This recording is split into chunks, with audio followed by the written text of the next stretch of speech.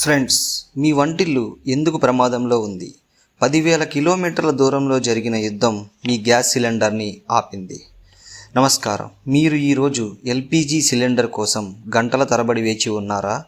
లేదా మీకు ఇష్టమైన రెస్టారెంట్ మూతబడిందా? అయితే దీనికి కారణం మీకు ఇప్పుడు చెప్పబోతున్నాను. మిడిల్ ఈస్ట్ పర్షియన్ గల్ఫ్ వద్ద ఒక చిన్న జలసంధి ఉంది. దాని పేరు హార్మూజ్ జలసంధి. ఈ ఒక్క సముద్ర మార్గం మూసుకుపోవడంతో భారతదేశంలో 140 కోట్ల మంది జీవితాలు ప్రభావితమయ్యాయి. ఎందుకు అనేది ఈ వీడియోలో మీకు అర్థమవుతుంది. అసలు హార్మూజ్ జలసంధి ఎక్కడ ఉంది? అది ఎందుకు అంత ముఖ్యమైనది? అమెరికా, ఇజ్రాయిల్, ఇరాన్ యుద్ధం భారత్కు ఎలా హాని చేసింది? భారత ప్రభుత్వం ఏమి చేస్తుంది? మీ జీవితంపై దీని ప్రభావం ఏమిటి? హార్మూజ్ జలసంధి అనేది పర్షియన్ గల్ఫ్ మరియు అరేబియా సముద్రాన్ని కలిపే ఒక ఇరుకైన సముద్ర మార్గం. ఒకవైపు ఇరాన్, మరోవైపు ఒమాన్ మరియు యుఏఈ ఉన్నాయి. దీని వెడల్పు అతి ఇరుకైన చోట కేవలం 33 కిలోమీటర్లు. షిప్పింగ్ లైన్లు రెండు వైపులా 3 కిలోమీటర్ల వెడల్పు మాత్రమే. రోజువారీ రవాణా యుద్ధం జరగడానికి ముందు 100 నౌకలు వెళ్ళేవి. ప్రపంచ చమురు రవాణా మొత్తం 25% ఈ మార్గం ద్వారానే అవుతుంది ఫ్రెండ్స్. ఇది ప్రపంచంలో అత్యంత వ్యూహాత్మకంగా ముఖ్యమైన చోక్ పాయింట్. దీన్ని ప్రపంచ చమురు కొలాయి అని కూడా పిలుస్తారు. Saudi Arabia, UAE, Kuwait, Iran, Iraq ఈ దేశాల చమురు అన్నీ ఈ మార్గం ద్వారానే ప్రపంచానికి చేరతాయి.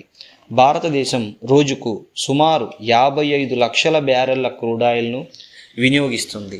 దీనిలో మనం స్వయంగా ఉత్పత్తి చేసేది చాలా తక్కువ. అందుకే 40 వేర్వేరు దేశాల నుండి దిగుమతి చేసుకుంటున్నాం. కానీ ఎల్పిజి విషయంలో మాత్రం భారతదేశం ఎక్కువగా గల్ఫ్ మీదే ఆధారపడింది.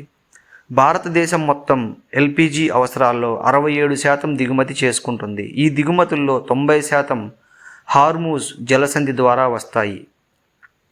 ఖతార్ ఒక్కటే 33% ఎల్పిజి సప్లై చేస్తుంది. యుఏఈ, సౌదీ అరేబియా, కువైట్ మిగతా వాటాను సప్లై చేస్తున్నాయి. అంటే హార్మూజ్ మూసుకుపోతే భారత్కి ఎల్పిజి రాదు. ఎల్పిజి రాకపోతే మీ ఇంట్లో వంట జరగదు. భారతదేశం ఒక్క ఏడాది 31.3 మిలియన్ మెట్రిక్ టన్నుల ఎల్పిజి వినియోగిస్తుంది. ఇందులో కేవలం 41% మాత్రమే దేశీయంగా ఉత్పత్తి అవుతుంది. 2026 ఫిబ్రవరి 28న అమెరికా మరియు ఇజ్రాయిల్ కలిసి ఇరాన్పై సైనిక దాడులు ప్రారంభించాయి. దాంతో ఇరాన్ హార్మూజ్ జలసంధిని దాదాపు మూసివేసింది. యుద్ధం ముందు రోజుకు 100 నౌకలు హార్మూజ్ గుండా వెళ్ళేవి. యుద్ధం తర్వాత మార్చి 15 నాటికి మొత్తం 25 నౌకలు మాత్రమే దాటగలిగాయి. భారత్ రాజకీయ పరిస్థితి. ఫిబ్రవరి 2026లో మోడీ ఇజ్రాయెల్తో స్పెషల్ స్ట్రాటజిక్ పార్ట్నర్షిప్ కుదుర్చుకున్నారు. అమెరికాతో $500 బిలియన్ వ్యాపార ఒప్పందం చేసుకుని రష్యా చమురు కొనడం తగ్గించారు. 3 వారాల తర్వాత అమెరికా, ఇజ్రాయెల్ ఇరాన్పై దాడి చేశాయి. హార్మూజ్ మూసుకుపోయింది. భారత్కు గల్ఫ్ సప్లై ఆగిపోయింది. ఫలితంగా చమురు $62 నుంచి $113 ప్రతి బ్యారెల్కు ఎగబాకింది. హార్మూజ్ మూసుకుపోవడంతో భారతదేశంలో అనేక సమస్యలు తలెత్తాయి ఫ్రెండ్స్. ముంబై, ఢిల్లీ, జైపూర్ ప్రజలు తెల్లవారు 3 గంటలకే గ్యాస్ సెంటర్ల వద్ద క్యూలు కట్టారు. బెన్నే దోశ రెస్టారెంట్ దోశ పెట్టడం ఆపేశారు. ఇడ్లీలకు ఇండక్షన్ వాడుతున్నారు. జైపూర్లో బన్ బటర్ సమోసాలు మెనూ నుండి తొలగించారు. ఇండక్షన్లపై ఛాయ్ చేస్తే అది రుచి రాదు అని వ్యాపారులు చెబుతున్నారు. తమిళనాడులో 10,000 రెస్టారెంట్లు బుధవారానికి మూసివేసే హెచ్చరిక ఇచ్చారు. ముంబై హోటల్ అసోసియేషన్ మూతవేయడానికి దగ్గరగా ఉన్నామని చెప్తోంది. పరిశ్రమ, ఫర్టిలైజర్, పెట్రోకెమికల్ రంగాలకు గ్యాస్ కోత. 22 భారతీయ నౌకలు హార్మూజ్ జలసంధి పశ్చిమ వైపు నిలిచిపోయాయి.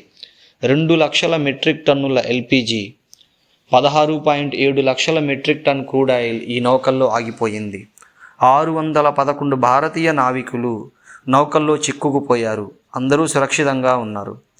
సంక్షోభాన్ని నిర్వహించేందుకు భారత ప్రభుత్వం వేగంగా స్పందించింది. మార్చి 9, 2026న ఎసెన్షియల్ కమోడిటీస్ యాక్ట్ కింద natural gas control order petrol, diesel, విమానం ఇంధన నిల్వలు సరిపోవు అని ప్రకటించారు.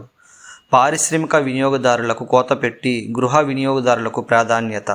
24/7 కంట్రోల్ రూమ్ స్థాపన. పెట్రోలియం నిల్వలపై నిరంతరం నిఘా. అన్ని రాష్ట్రాలకు కమర్షియల్ ఎల్పీజీ 10% అదనపు కేటాయింపు. ఎస్సీసీ నౌకలు శివాలిక్ మరియు నందాదేవి మార్చి 13, 14న హార్మూజ్ దాటాయి. మొత్తం 92,712 మెట్రిక్ టన్నుల ఎల్పీజీ భారతదేశానికి చేరింది. శివాలిక్ మార్చి 16న ముందా పోర్టుకు, నందాదేవి మార్చి 17న కాండ్లా పోర్టుకు చేరాయి.